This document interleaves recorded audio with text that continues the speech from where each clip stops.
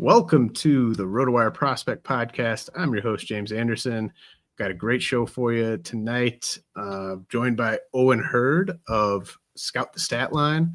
First time guest on the show, but Owen does great prospect content.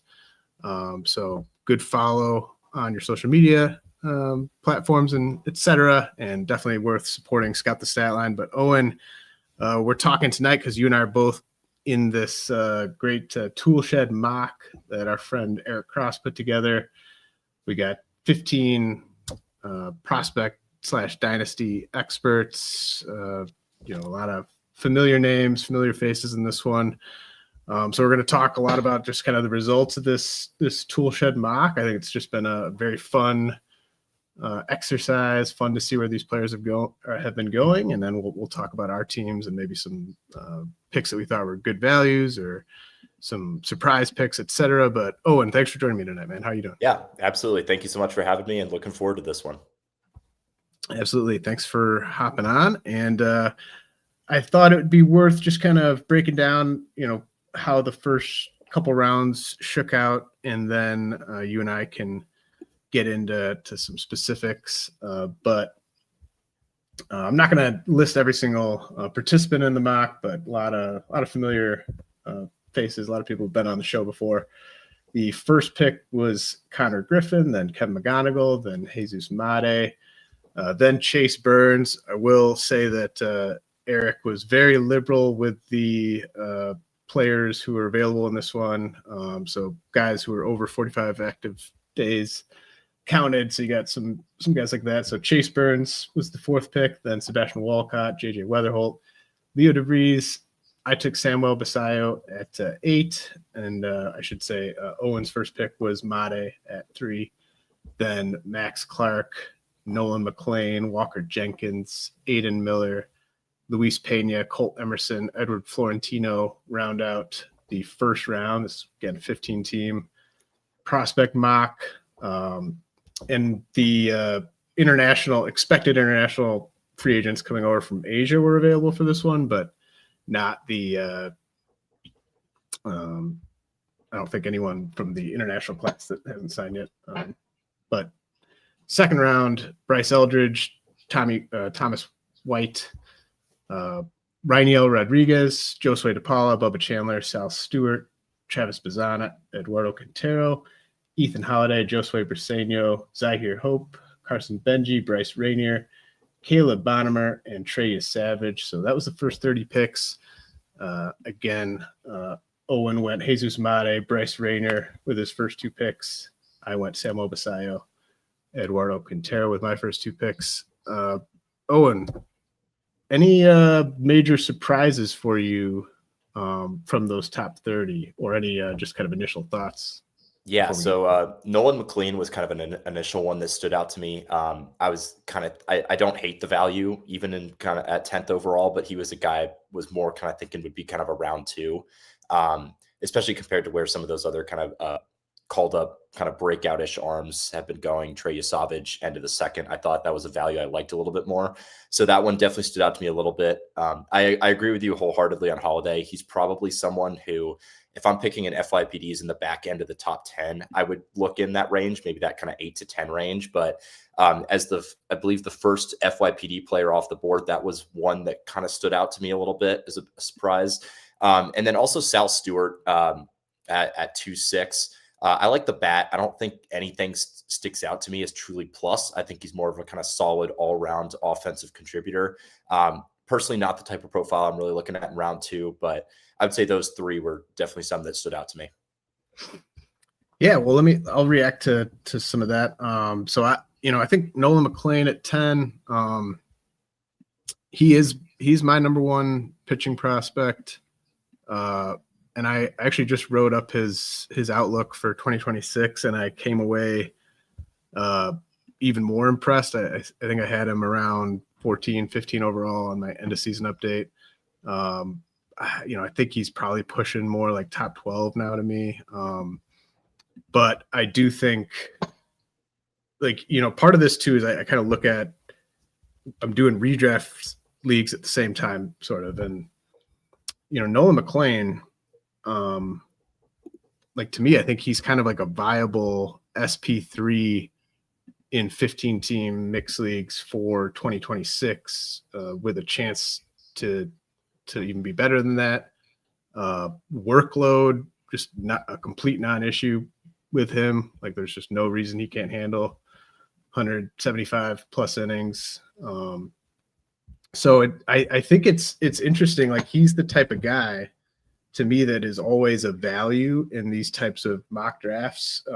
He probably went a little higher here than maybe he would have if different owners were picking different spots. But with pitching prospects, like the more like he's 2 innings away from not being rookie eligible. So we've basically got as much info on Nolan McLean as you can have on a rookie eligible pitching prospect. And I just think the floor is so high, but he definitely didn't come into the year with the same type of buzz as like a Bubba Chandler, Trey Savage, the fact that he was pitching in postseason games and like kind of is more front of mind than McLean. I kind of understand that, but I think McLean's like, is he your number one pitching prospect, or do you have someone else ahead of him? I tend to agree with what you said about an SP3 and a 15 teamer. I think I'd be fine with that value. I think like borderline top 25 to maybe like just inside top 30 starting pitcher for 2026 is realistic and something I can get behind.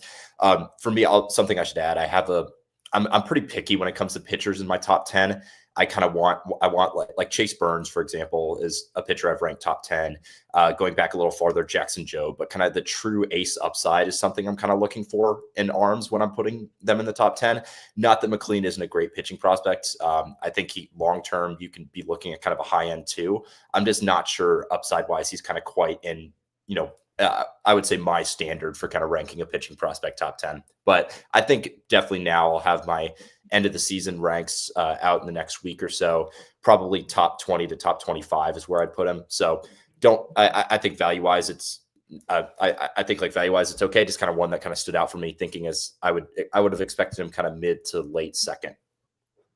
And like Sal Stewart, I've probably been higher on him than anyone this whole time. So like I thought it was a good value there.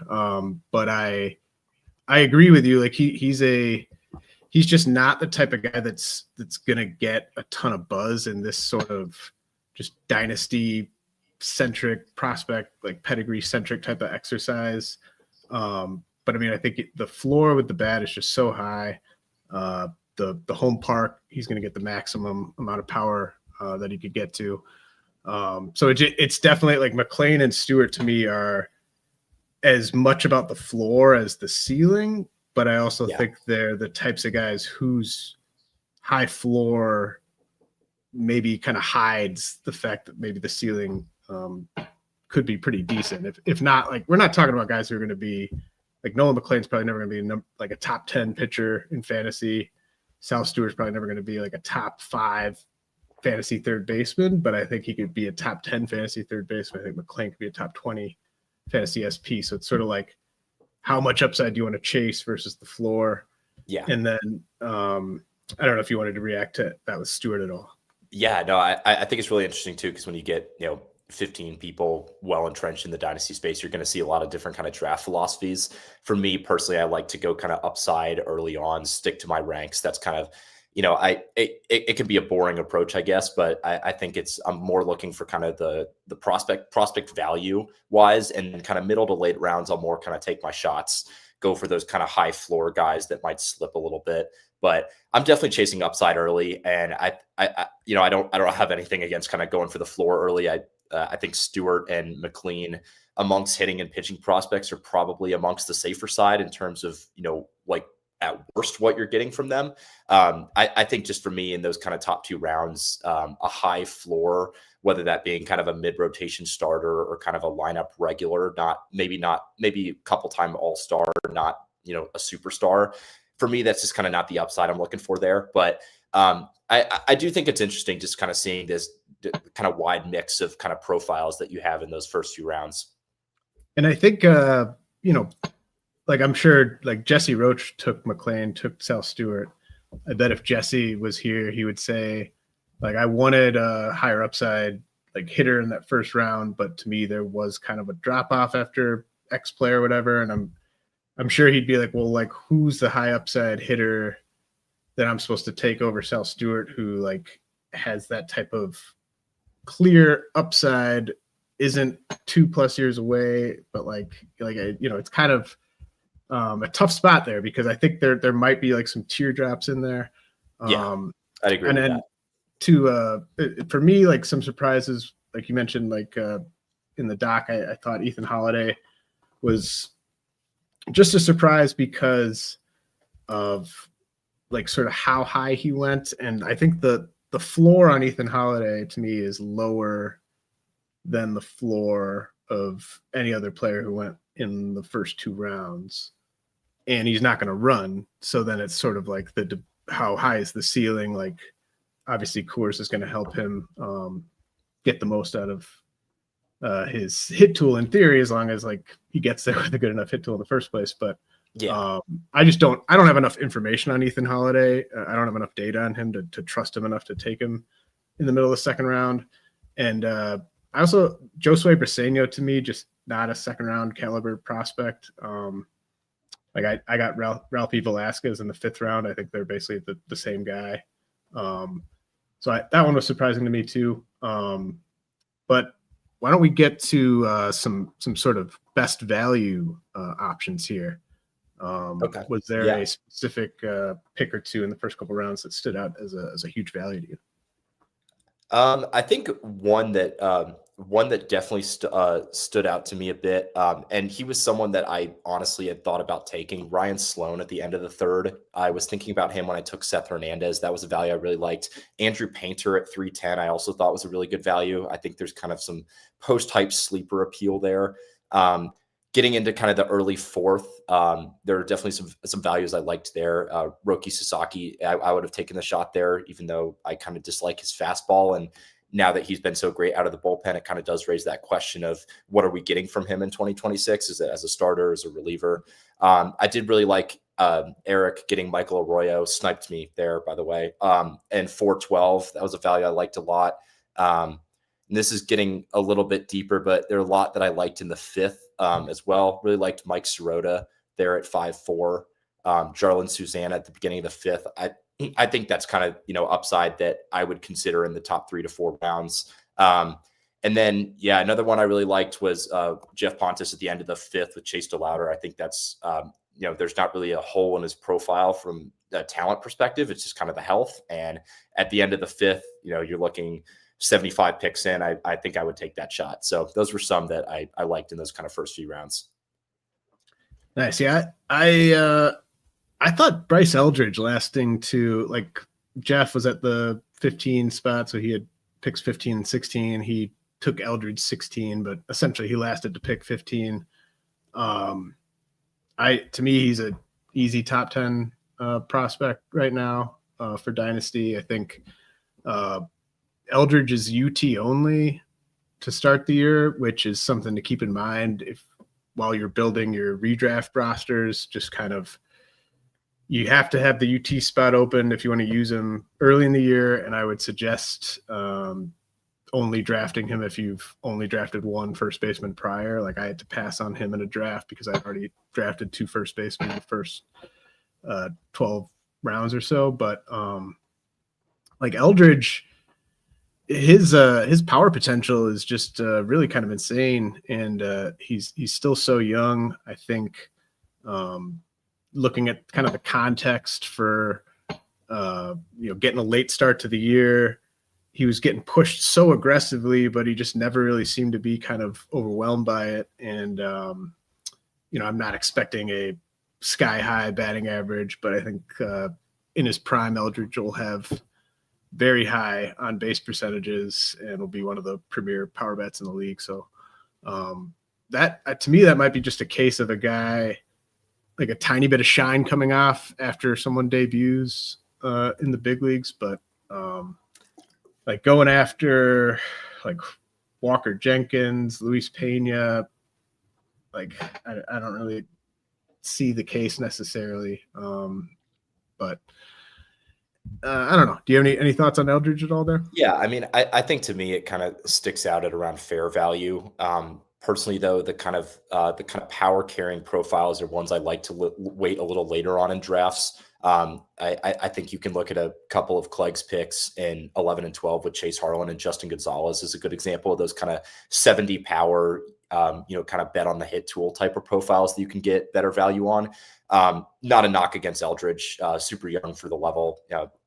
Is he even 21 yet? I think he's 20 when they called him up. I'm not 100% sure on that, but moves super aggressively. I think it's I think at that point in the draft, I think it's around probably where I'd consider him too, just with the proximity, hit the advancement for his age. I think it's a worthwhile bet that he can be, a kind of Matt Olson type hitter at peak. I think that's a realistic range of outcomes there. Personally, though, if it's kind of the, you're banking on a 30+ home run bat, there's not really another carrying tool in the profile. It's just kind of a profile I like to wait a little later on in drafts. Yeah, I think getting Matt Olson at pick 15 in one of these is really good. I mean, I don't know. I'm not as dead set on like just it has to be like upside, like first round upside, like and I like the Justin Gonzalez pick a lot that you referenced in the 12th round there. But he could easily amount to absolutely nothing. So let's get into like how do we use these results, because and again I did not I think the RotoWire top 400 the league sync function is fantastic. YouTube 15 if you want 15% off a RotoWire subscription, but I did not take the time to find all the Jack Perkins, Roki Sasaki types that were still eligible for this draft, despite the fact that they're not eligible for my rankings. So you won't find any of those awesome values on my team. Jesse Roach was kind of making it a point to grab all those guys. Christian Scott, another one of those.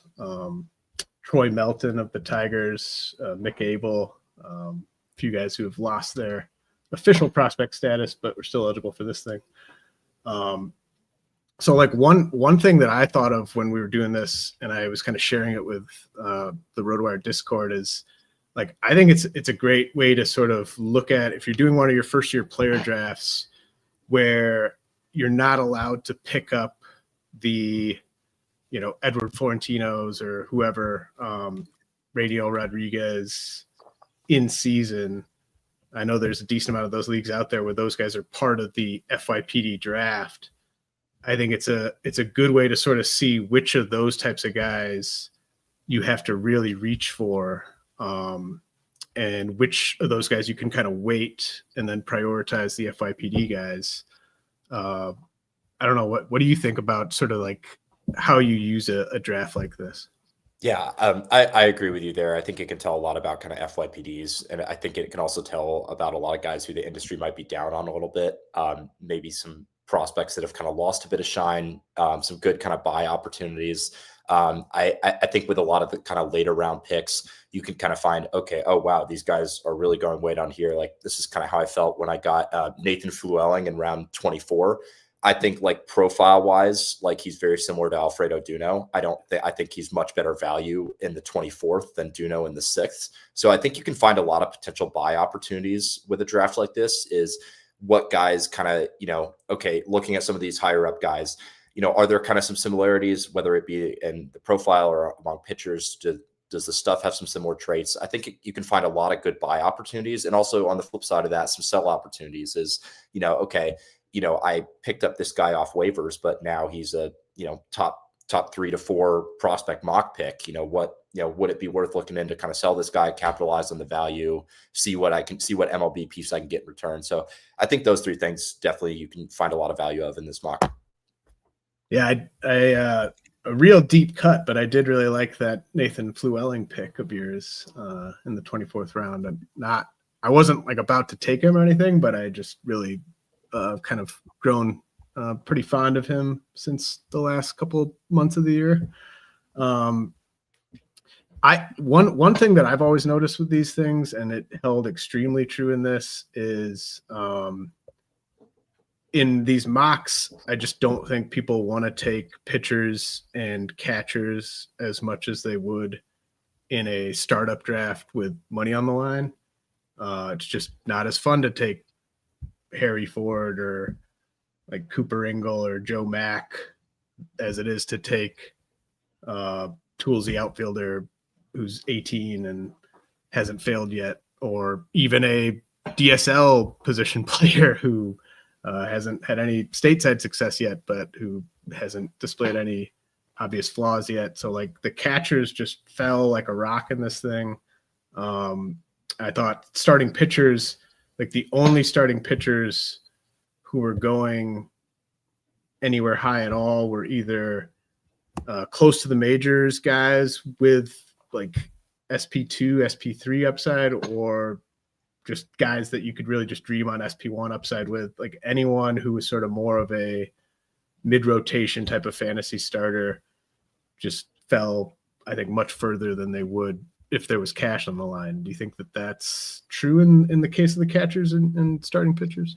Yeah, absolutely. Just kind of from my personal experience too, when I have just utility spots and not kind of positional requirements, I'm going to shoot for those kind of more well-rounded, higher upside than maybe, like you mentioned, Cooper Ingle and Joe Mack, these kind of one-dimensional catchers. I also think with starting pitchers too, and I wasn't planning on taking as many as I did early, but I think just kind of realizing how many people didn't want to take those kind of low minors, still good upside arms in those middle rounds, let me get a lot of really good values that I felt like on my starters. Love Travis Sikora in the 6th, Kendrick Chorio in the 7th right after that. Then Trey Gibson in the 10th, Klassen in the 14th, and Michael Ferret in the 16th, and even Juan Valera in the 19th. Those were some pitching picks I really liked. And so I think, kind of recognizing what an emphasis is kind of being put on.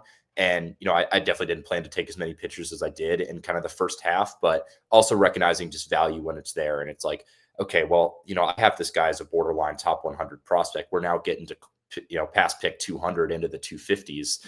If for me personally, I would take that value regardless of kind of positional need and work on filling out the rest of my team later. Right. And that's also, like you mentioned, sort of like where you value a guy versus like where they're sort of falling to. I'm sure this is the case of all the people in this mock, but like, we're all probably taking guys that we think are top 100 prospects into the, 150, 160, even like the 200 range. Like I was probably grabbing a guy that I thought was like a top 100 prospect. So yeah, like we're all going to be loving our teams. We're all going to be thinking we're getting great value, but the kind of valuations just, I would say maybe even as early as like the 4th, 5th round, I think it just kind of really opens up, and you're going to have people taking someone they think is a top 50 prospect that half the rest of the people drafting don't have as a top 100 guy. Like it just really opens up like that. So yeah, I'd agree with that completely. I think too is like in a draft with the names we have in here in 15 is like you have to find that balance between getting kind of the present prospect value and then getting your guys, because you can go a turnaround in the draft board. Your queue can look a lot different than it did when you were last picking. So I think for me, like I was fine kind of waiting, getting kind of the core of my team figured out, more kind of sticking to my ranks. I would say like, I'd say the first 7-8 rounds for me were pretty much, around the pick number that I would have these guys in my kind of prospect ranks. And then kind of after that, kind of shift to more of a get your guys. But, I think, with a draft like this too, that's kind of why you see some people kind of taking their shot early. It's because it's like, I'm going to get my guy. I don't know if he's going to be here. And if you're picking in kind of the middle of the first, another 20 plus picks. So I think that's another really interesting element too, that it can possibly be attributed to kind of some of the fluctuating values as you get to the middle rounds. All right, Owen, let's take a look at your team, or at least the start of your draft. So I'll just read off your first, you mentioned a couple of the pitchers just recently, but Jesus Mate, 3rd overall pick, Bryce Rayner, shortstop for the Tigers, 28th overall, Seth Hernandez, obviously Pirates prep righty. Jordan Lawlar, who's not eligible for my rankings, thankfully. Thank the Lord, but he was eligible for this mock. I thought, Jesus Mate, like how much thought went into that pick at 3? Pretty easy call for me. I don't know about you. Actually, a bit more than I had anticipated at 3, because I had figured the 1, 2 in some order were going to be Connor Griffin and McGonigal. And I really did take a long look at Chase Burns next, just kind of pitcher first, in the majors now. I think he's in a tier of his own upside wise amongst pitching prospects. So that was definitely tempting. But ultimately, I think Mahe can be a fantasy superstar. So I think it came down to taking the bat over the arm in the first rounds. I'm also seldom will you see me take a pitcher in the first rounds unless it's kind of very end of the first. So also kind of a stick to my draft philosophy. And probably not something you regret seeing how the rest of the draft played out where. No, I would say there are definitely a few picks though. Looking back, there were probably shouldn't have done that. Probably should have looked at the rest of the board, rest of the available players a little bit better. Love Sam Antonashi, but at 15, I think it was a profile I could have afforded to wait it on. I think like hit speed guys can be a bit undervalued for fantasy, especially those kind of low thump bats. But I think kind of looking at some of the later picks too, like Chase Laviolette going just after that, I honestly had completely forgot he was available to that point, but that was kind of a profile I would have liked a little bit better. And then Luke Dickerson, I don't dislike the player. It's a type of profile that I like to take bets on, but looking a few picks later, guys like Hector Rodriguez, definitely a guy I probably should have considered there. Aaron Estrada is a guy I also really like. So I think those were 2 that I do have kind of a bit of regret on in just terms of where I took them and kind of this, the kind of similar profiles that were available kind of later in the draft. Yeah, I want to get back to Dickerson in a second, but I loved the Bryce Rainier pick. He's just, I got him in a mock. I did Chris Welsh's P180P mock. I got him in the second round of that, I want to say. He's just I think he's a screaming buy. Maybe that window passed. The time to buy was maybe, July, August, but he was on the path to being a top 15 prospect probably this offseason if he doesn't get injured. So why would anyone think he wouldn't get right back on that path at the beginning of next year? Not going to him and Connor Griffin. That's kind of over. They're not going to be compared for the rest of their careers or anything, I don't think. But just because he's not Connor Griffin doesn't mean he's not really good. And, from a power standpoint, he could kind of be right there with Griffin. He's not going to come anywhere near the steals. Probably doesn't have quite the upside in any category that Griffin has. But Rainier, I love that pick at 29 overall. Or no, 28 overall. And then Lawlar, someone was going to have to take Lawlar.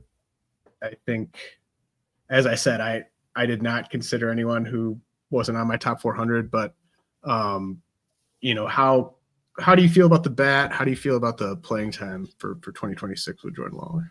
Yeah, that was one, Lawlar was at kind of getting to the middle of the 4th. I'm like, okay, there's maybe a chance he's going to be available come my pick. And I was honestly kind of hoping he wasn't, because there were a few other guys in my queue that I had to that point.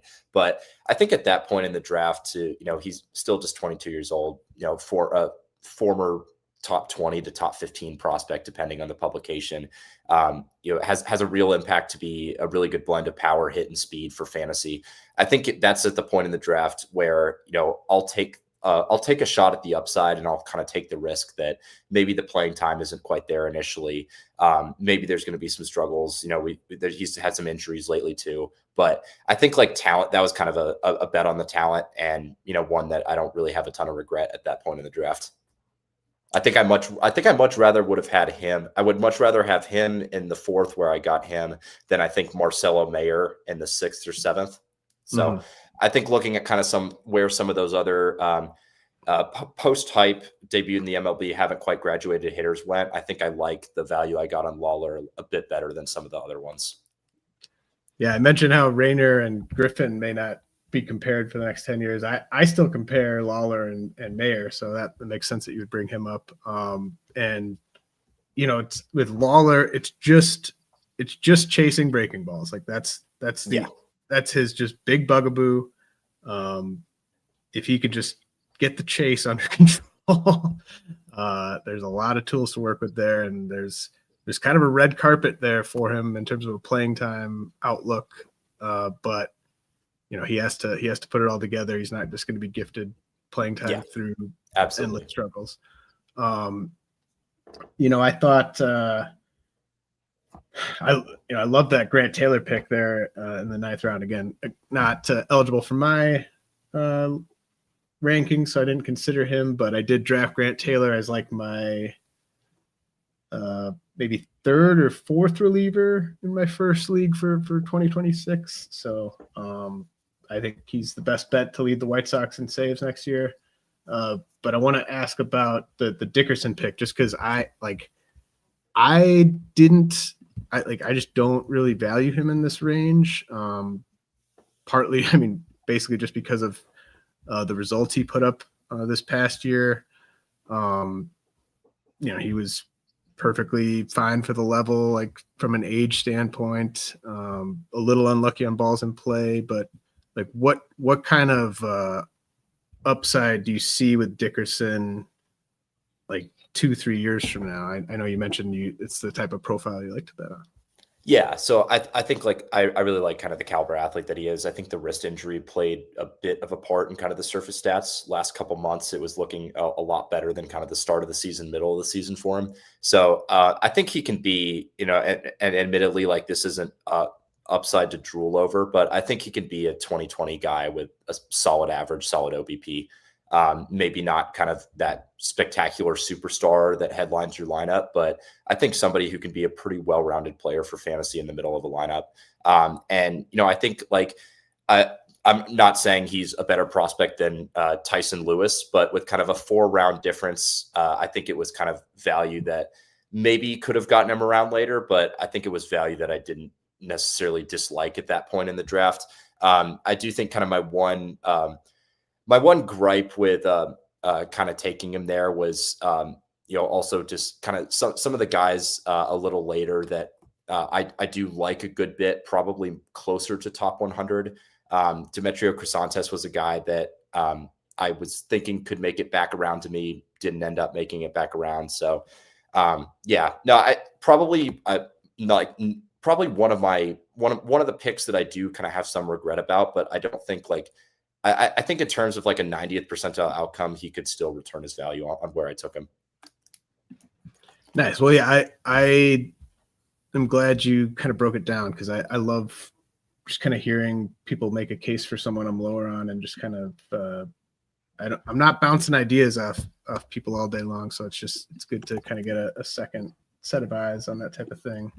I've actually compared, like in my head at least, I've compared Dickerson with Tyson Lewis, who you mentioned, of the Reds, and like Caleb Bonnemer of the White Sox. Those were like 3 prep shortstops who all kind of got about the same bonus in the 2024 draft. Bonnemer had, I think, clearly the best showing of the 3. And I wouldn't have taken Tyson Lewis in the 5th, and I wouldn't have taken Dickerson in the 8th, and I wouldn't have taken Bonnemer in the 2nd either. So like, I have them Bonnemer, Lewis, Dickerson, but shortstops in a mock like this, like any shortstop with pedigree and tools who isn't just a complete obvious bust is going to get a little bit pushed up, I think, in these, because everyone's got like a corner infielder they think they can wait on, or pitchers they think they can wait on, but there's only so many potential shortstops with tools. Yeah, I think too, this doesn't apply so much to Dickerson, who's, not the best in the field, not the best arm, but I think, the kind of defensive versatility and just, being able to move him around potentially anywhere over the diamonds, I think has a lot of appeal too. So it's like, okay, if shortstop doesn't maybe work out, there's a few other positions where this type of skill set can still be valuable for fantasy. For example, like the second base being a super thin position. If you can have a 2020 guy at second base, that's a potentially top 5 or better second baseman for fantasy. So I think like also for shortstops, like the potential kind of fallback defensive position too is also appealing to people. It is to me for sure, where it's like, okay, maybe he won't stick at shortstop, but I think there's a few other infield positions that I would consider thin for fantasy where this type of profile I feel like could fit well. With Dickerson, I think, definitely want to see more of the power. TBD how much the wrist injury played a bit into that. But I think at least one of the hitter power can be above average. And then with his speed, I think 15, 25, 20, 25 guys within play. Now, your second pitcher, you obviously took Seth Hernandez as your first pitcher. He hasn't really debuted yet. Like, everyone loves Seth Hernandez, obviously. But your second pitcher was Jaxon Wiggins with the Cubs, who made 3 starts at AAA. I can't remember if he got into like the AAA playoffs or not, but I think he ended in AAA for sure.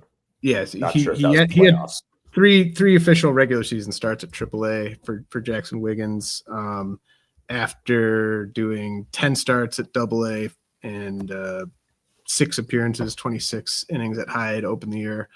Talked about him probably a few months ago on the show, but haven't talked about him in a while. And he's just kind of one of these classic monster stuff. Maybe not even that dissimilar from like Ben Brown, but just like just one of those types of guys where if they can throw enough strikes, if the pitch arsenal is deep enough, the upside is very obvious as a starter, but there's a couple boxes they got to check there. So what's your sort of Wiggins outlook for 2026?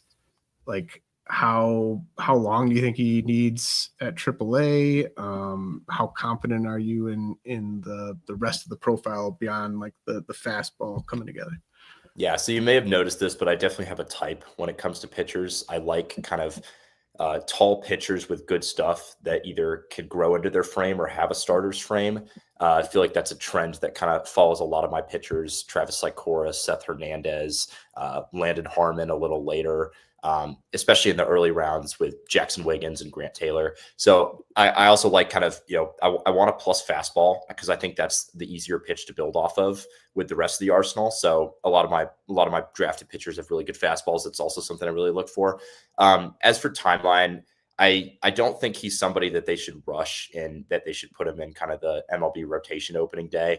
I think there's a little bit of improvements that could be made with the commands. The walks per 9 took a step forward, so that was pretty encouraging to see. It's down from 5.4 last year to 4.1 this year. So I think the command is trending in a right direction. And I really just like the stuff, even outside the fastball, like the sliders plus. I think the changeup is really sneaky good. I think even if you're looking at maybe a 45 control, this is a potential number 3, number 2 in a big league rotation.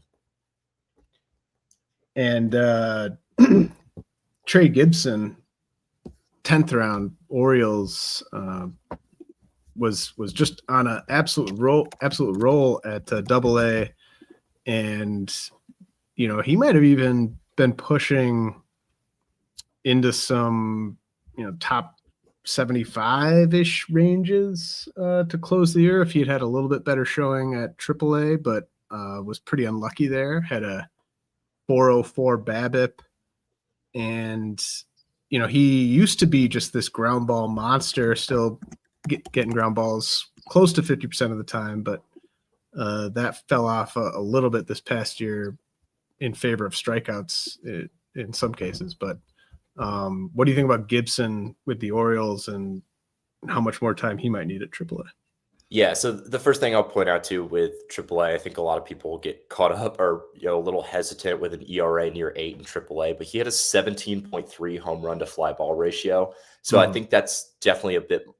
xFIP was also 3.8. He was super unlucky. So, super unlucky. I also think he's like this kind of just reaffirmed my belief that he's one of the more underrated starting pitching prospects out there right now. Like I don't think you can. I don't think there's very many, if any, other starting pitching prospects with a K per 9 at nearly 12.5, under 4 walks per 9, yeah, like you said, the BABIP was a little high. Solid ground ball rate. Doesn't leave the ball in the air too much, with a FIP just over 3.3 that'll last until that point in the draft.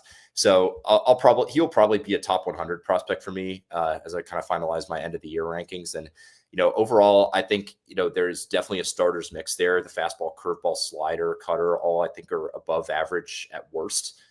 Maybe a couple can turn into plus. I think the slider is definitely close. So I think there's between the pitch mix and then looking at kind of some of the results too, easily one of my favorite values in the draft. I just don't think you're getting kind of, I think there's a good mix of upside with, I don't think he's a reliever.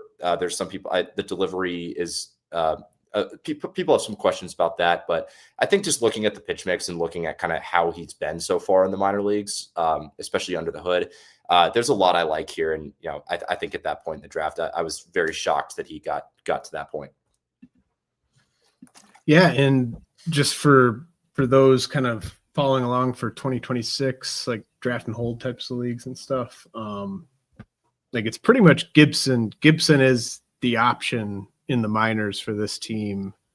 They're obviously going to be involved in free agency, trades, etc. But if you look at the depth chart and you're kind of like, well, this doesn't seem like they've got enough starting pitching depth, like Gibson would be the arm to target there. Anything else you want to mention about your squad before we move on to mine, Owen? Yeah, I think one that I also liked was George Klassen in the 14th. I think stuff for stuff wise, it might be the best in the minor leagues in my opinion. Fastball, curveball, cutter, that's 3+ pitches right there. I think if you go back this time a year ago, it's is George Klassen going to stick in a big league rotation? And then between AA and AAA this year, under 4 walks per 9, that was a lot better than how he was in AA at the end of 2024. So I think he's a lot closer to kind of a high upside rotation starter than kind of the high leverage reliever tag he got. I don't think the market is kind of quite caught up to that. I think I'm definitely going to have to do some more digging into this, but this is a profile that I would look at in the top end of my back half of my top 100. Yeah, I mean, I think Wiggins and Klassen have a lot of similarities. I've got them ranked fairly close. I've got them a little bit lower than you just because the control concerns me with both guys. But Klassen was really dominant to close the year. He's one of those guys where he'll put up some pretty ugly numbers when the control goes off the rails. But then when he's dialed in and rolling, he just puts up insane numbers. And it's just a question of what's he going to be able to do against big league hitters. But I mean, you're right. The stuff is fantastic with George Klassen of the Angels. And obviously we don't know how aggressive the Angels are going to be with anyone. Klassen, if he's pitching well, he'll pitch in the big leagues next year at some point. Okay, let's head over to my team. Owen was picking 3rd in this Toolshed mock. I was picking 8th. I got Samuel Basallo with that 8th pick. I really liked that. I would have taken him over JJ Weatherholt, who went ahead of him. I would have taken him over Chase Burns too, to be honest. I would not have taken a pitcher in that top 6 or 7. After Basallo, I went Eduardo Quintero, Joshua Baez of the Cardinals, who we've talked about ad nauseum already this offseason. Connelly early, whose outlook I wrote today and came away even higher on Connelly early. Kind of the classic type of pitcher that's going to fall in a draft like this. Just didn't have a ton of prospect buzz, already in the big leagues, just not a sexy guy to take in a mock. Ralphie Velasquez of the Guardians, who was just ridiculous as one of the youngest players at AA. And then I went Dax Kilby, Andrew Fisher, Yankees and Brewers as my 2 FYPD guys in my first 20 picks or so. I don't think I went back to the FYPD well until actually I still have not gone back to the FYPD well. My only FYPD picks thus far were Dax Kilby and Andrew Fisher, but I really wanted to get in on that last tier of FYPD guys. And then I went Cam Caminiti, Gage Wood, Tanner McDougal, 3 pitchers to round out my first 10 picks. So my kind of thing going into this was I was not going to just go directly down my top 400. I was going to try to accumulate like as much talent as I could by sort of guessing which guys might fall a little bit.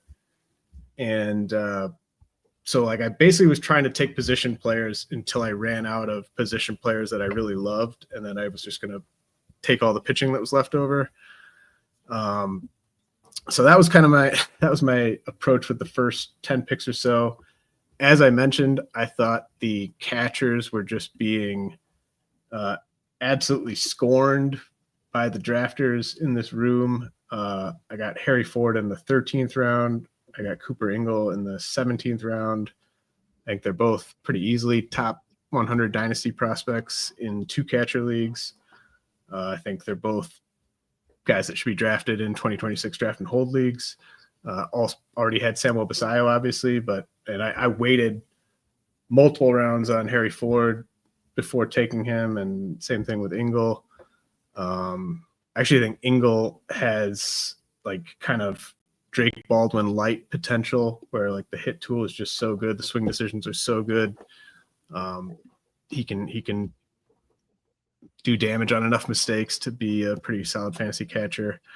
But Owen, what players do you think I might have reached on a little bit here? Because I love kind of getting,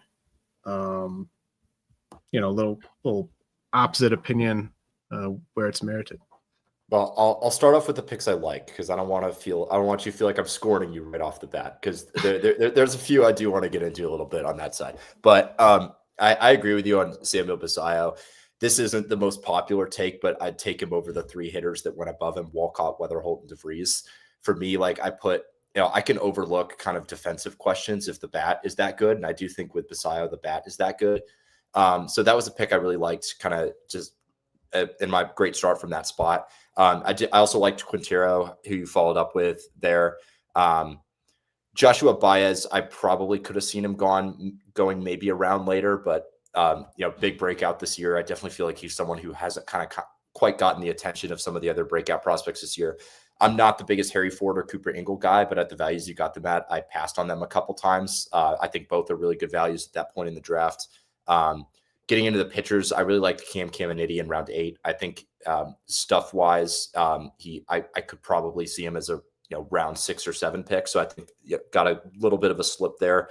That's a value I like. I also really liked Dylan Jordan in round 23. He was somebody that I was also thinking about when I picked there. I think there's some big breakout appeal for him in 2026. Carson Milbrandt was another one I liked in the 18th, going back a little bit. And then I also like Santiago Suarez in the 16th. So those were the ones I liked. Well, let me just quickly. Love that you shouted out Dylan Jordan of the Angels and Carson Milbrandt of the Marlins. I wasn't going to mention those, but yeah, I love those picks as well. Dylan Jordan, I'm glad someone else was in on that, because I never hear anyone talking about him, but third pitch is kind of like the only thing that he's really lacking as far as I can tell.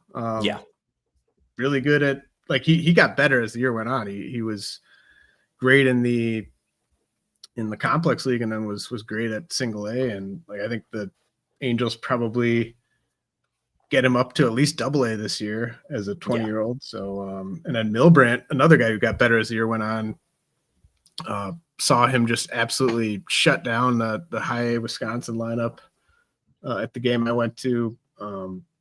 Just tons of upside. He's kind of got, I'm not surprised you like him, because he kind of almost fits that,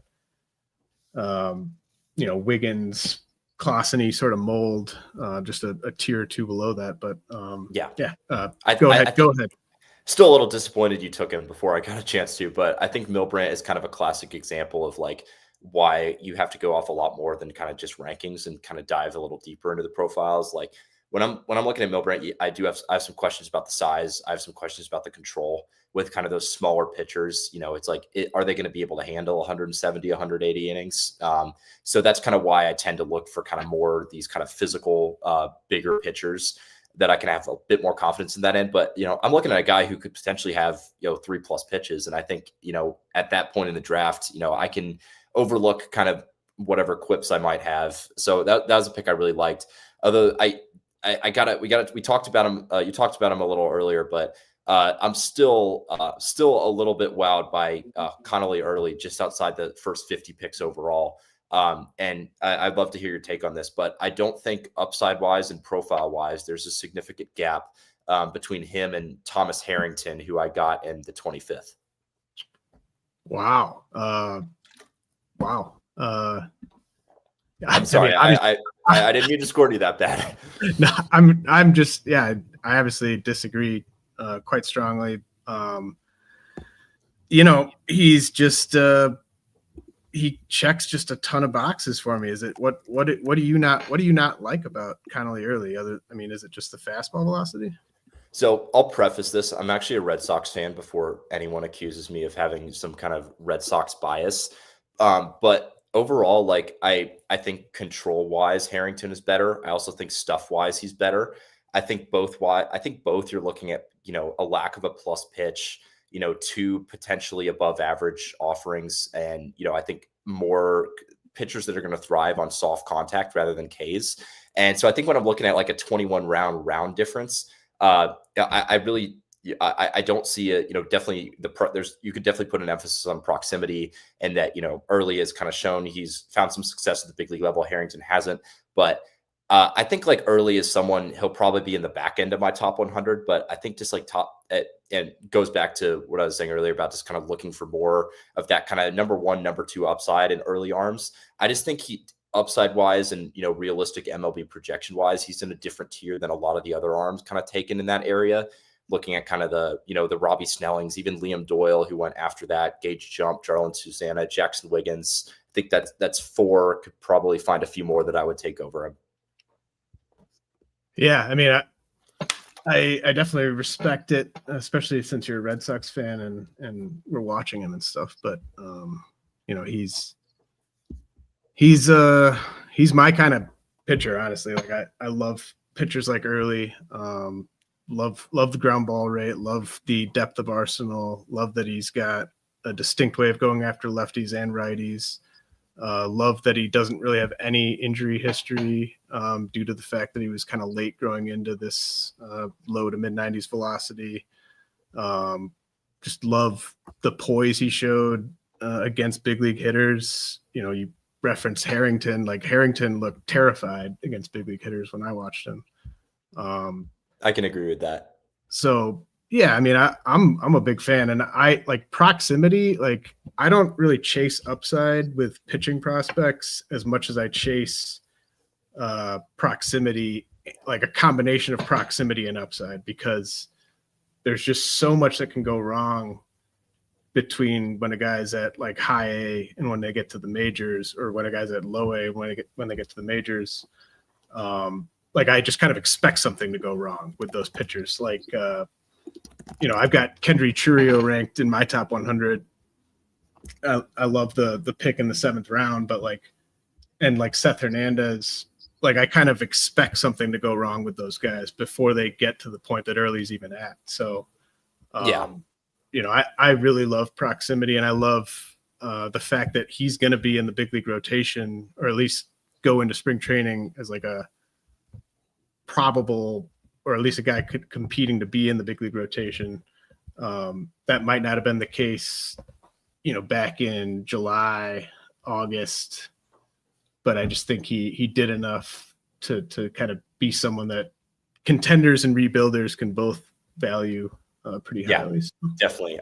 Myself and Ross have very polar opposite approaches when it comes to pitchers.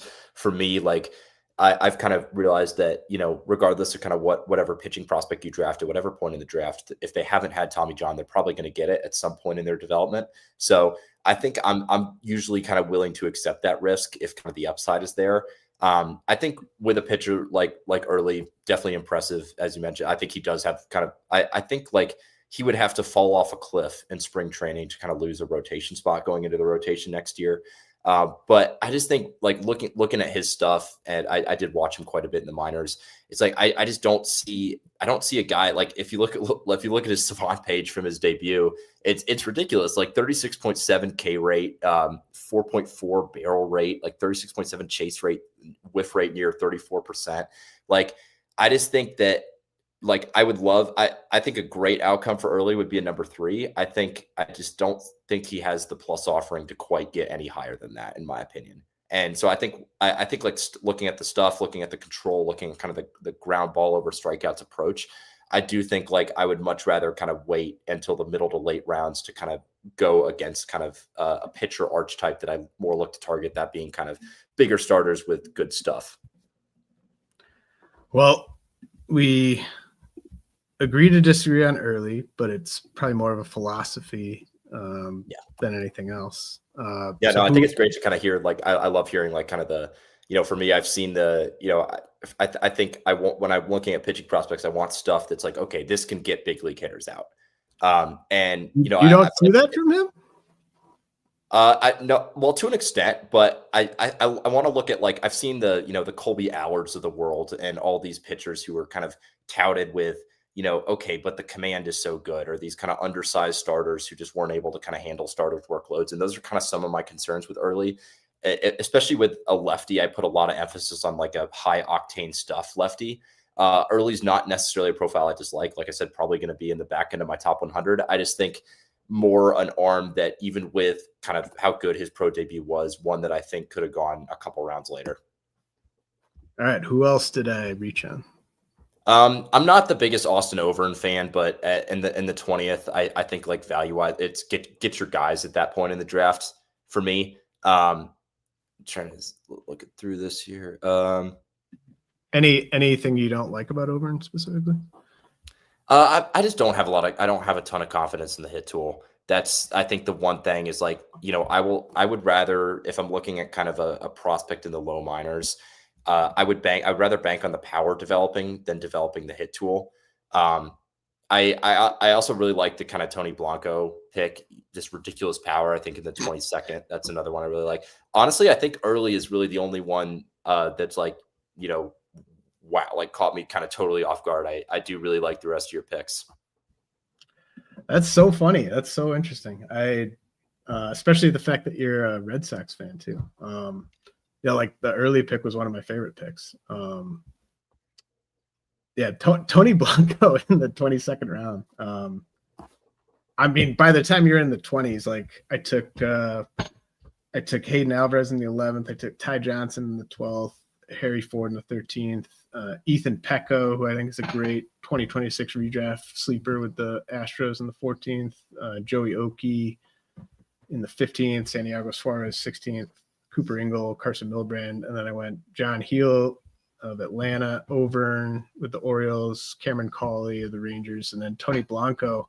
Like, I know Tony Blanco is probably not going to hit enough to play every day against big league pitching, but we're in the 22nd round, and at that point, I mean, it's just like, compare him to the rest of the hitters that went in that round, like they're all probably not going to do jack shit. So that's why I think it's like kind of when you get to the later rounds, it's like take the shots, take the risk. That's kind of was my line of thinking with Robert Kalaz in the 17th. It's like, yes, I know the hit tool's bad. Yes, I know he's a big prospect who probably won't hold down a defensive position at an above average level. Yes, I know it's like a very power contingent profile, but I think it kind of goes back to, we were seeing some potential 40 hit, 70 power prospects in the top 3 rounds. It's like when you can get that value later in drafts, I would much rather kind of take the risk, in the 17th round or like you did Blanco, the 22nd round, than I would in the top 3 rounds. Like I think there's a realistic chance Ethan Holiday ends up as a 40 hit or worse, 70 power. And then at the rest of they're not really a ton else fantasy wise with the rest of the profile. So I think like, people value that type of profile differently, evidently. But I think for me, I liked, at that point in the draft, like take your guys, like you're getting to the, the James Triantos and the kind of Yolfran Castillos in the 25th, who might be good hitters, but might not do enough of everything else to kind of be a regular. And so I think like when you kind of get to this point in the draft, it's like, okay, if these guys are, utility players or like fourth outfielders or play like a platoon, I'm happy. And there's a real chance that a lot of them, like you said, won't end up doing anything. So I think I like the risk reward at that point in the draft, especially with some of those very like glaring red hole profiles with a carrying tool that you can get. I just looked this up. I will go back and stand for the Bryce Eldridge pick one more time by just noting that Eldridge is 7 months older than Tony Blanco Jr. and Eldridge is in the big leagues with a strikeout rate, or his strikeout rate at AAA was lower than Blanco's strikeout rate at single A. So, I think Eldridge is getting slept on a little bit. But Owen, this has been great. I love kind of getting a second opinion on some of these guys with you. Love the breakdowns that you gave. Thank you. Anything else you want to get out there before we? Yeah, this is just kind of a fun one. I was thinking, and I do like my team a lot, so personally, I wouldn't want to do this. But if you had to swap teams through this point in the draft with anybody else in this draft, who would you swap with and why? Oh, wow!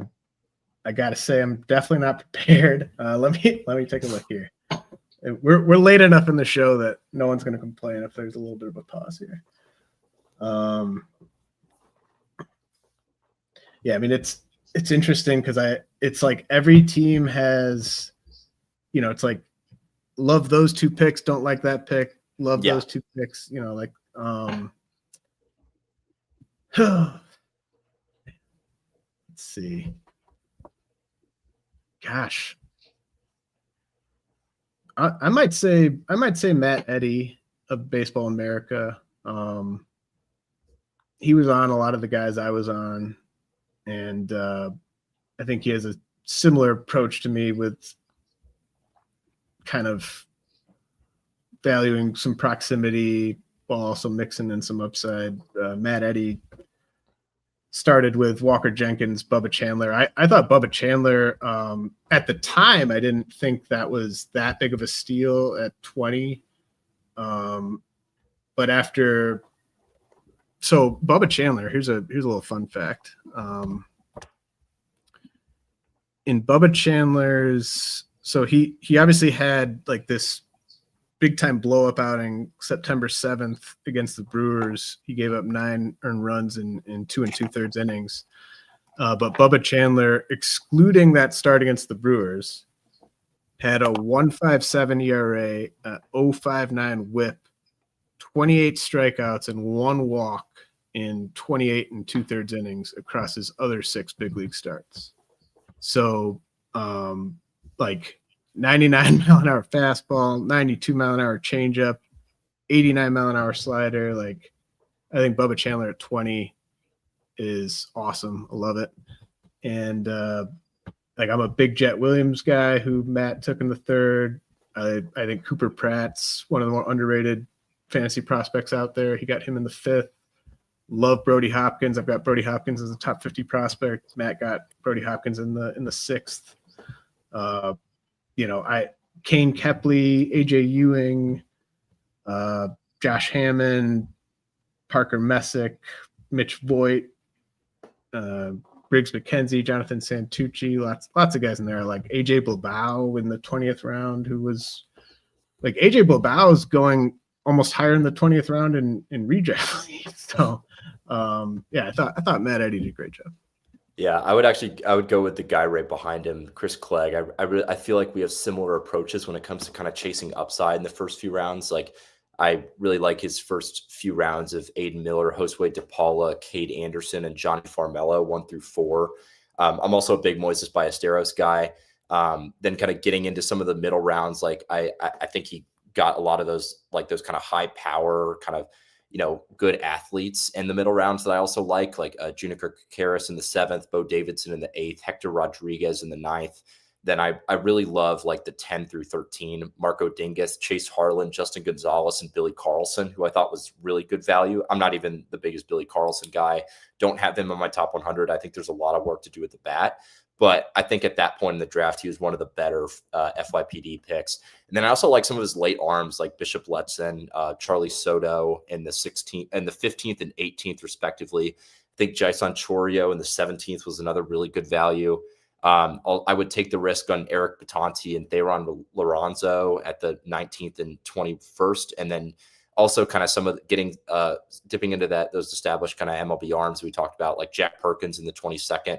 I think it probably not quite the caliber pitching that I would like through this point in the draft, but I think overall like a team that, if I was, with this team through 24 rounds, I'd be extremely happy.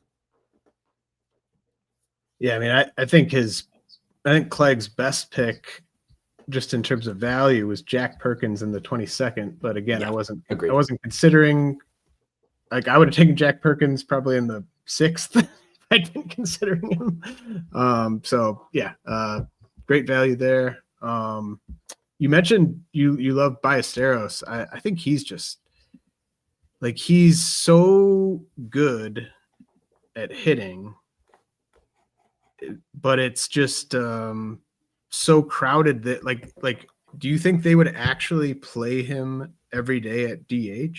Like, I just am kind of confused about I'll clarify is like, I don't, in assuming redraft or 2026, I'm not looking at Moises Ballesteros, but I think in Dynasty the bat is good enough that I would trust on that kind of problem working itself out, whether that be like, I think there's very few guys you can look at that can carry dual eligibility at catcher and first base amongst prospects that have his combination of hit and power and also his age.